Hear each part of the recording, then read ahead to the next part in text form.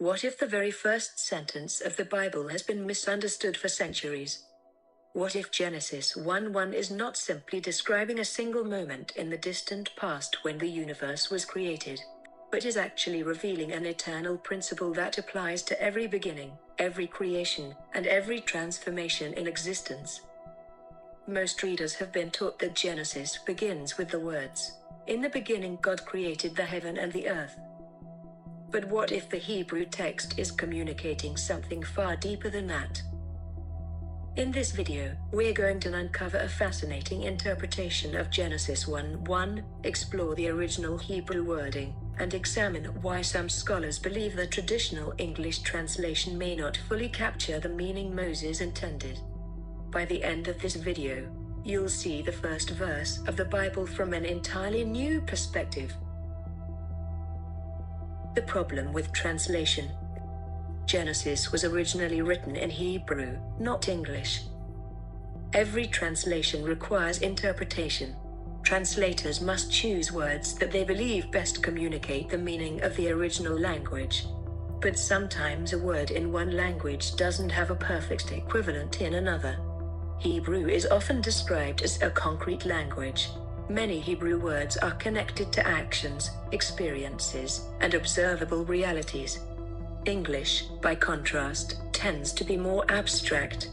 This means that when Hebrew concepts are translated into English, some of the depth and nuance can be lost. According to the interpretation we're examining today, Genesis 1:1 is one example where the English translation may lead readers to think about a single historical event, when the original Hebrew may be pointing toward a much broader principle. The Hebrew text.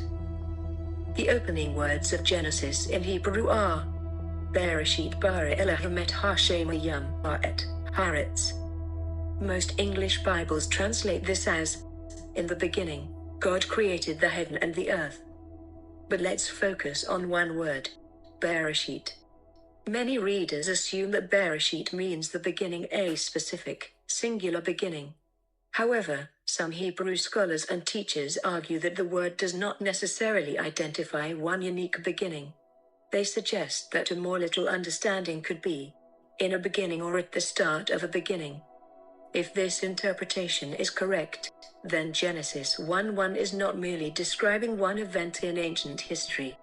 It may be expressing a universal pattern.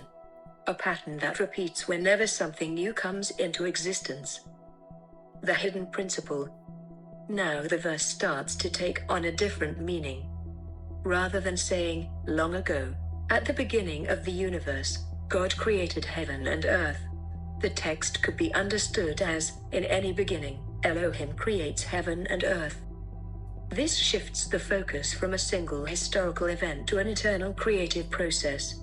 Whenever a new project begins, whenever a new life chapter starts, whenever a vision is formed, the pattern of creation unfolds.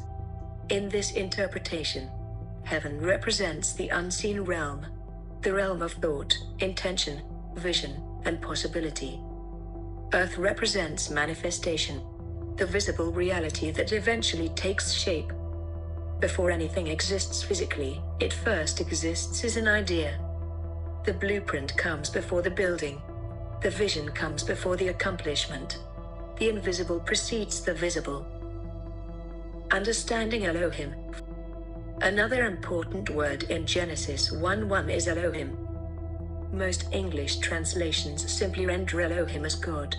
However, Elohim is a rich Hebrew term that carries layers of meaning. It can refer to the Creator. It can emphasize divine power and authority. It can highlight the many ways the Creator's presence is expressed throughout creation. Under this interpretation, Elohim is not merely a character acting in a story. Elohim represents the creative intelligence behind existence itself. The force that brings order out of chaos. The principle that transforms possibility into reality. Why this changes everything.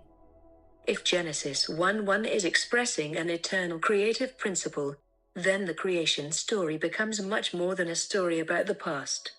It becomes a guide for understanding how creation works in every area of life. Every invention begins in the unseen. Every business begins as an idea. Every movement begins with a vision. Every transformation begins with a thought. The Genesis account then becomes a template for creation itself, a blueprint showing how the invisible becomes visible.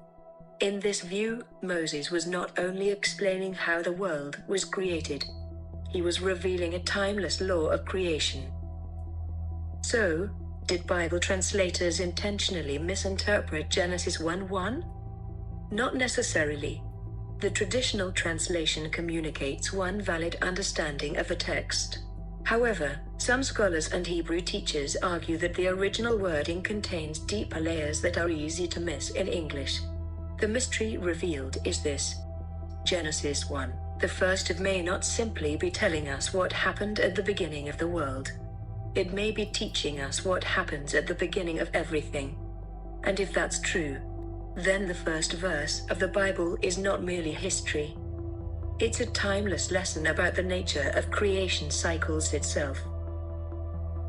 If you enjoyed this exploration of the book of Genesis and Hebrew thought, be sure to like, subscribe, and share your thoughts. What do you think Genesis 1:1 is really saying? Let us know in the comments below.